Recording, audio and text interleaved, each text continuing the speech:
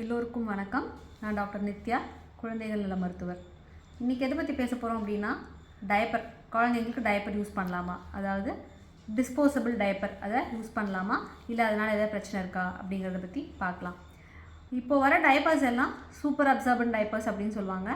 அதாவது நல்லாவே ஈரத்தை உறிஞ்சி உள்ளே வச்சுக்கக்கூடிய டயப்பர்ஸ். டயப்பரில் யூஸ் பண்ணுற மெட்டீரியல்ஸ் எல்லாமே குழந்தைங்களோட ஸ்கின்க்கு சேஃபானதா இல்லையா அப்படின்னு சொல்லி டெஸ்ட் பண்ணி தான் இப்போ யூஸ் பண்ணுறாங்க. அதனால் பெரும்பாலான டைப்பர்ஸ் சேஃப் தான். ஆனால் ஒரு குழந்தையோட ஸ்கின் ஒரு மாதிரி.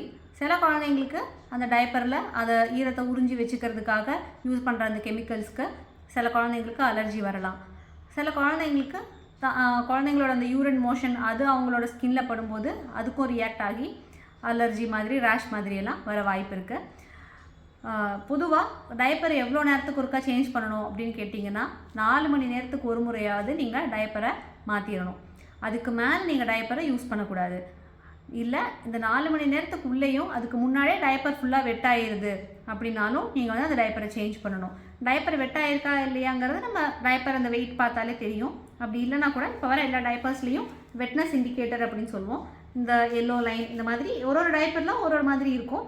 ஸோ இப்போ இந்த டயப்பரில் பார்த்தீங்கன்னா இந்த எல்லோ லைன் ப்ளூவாக மாறும் ஈரமாயிடுச்சுன்னா.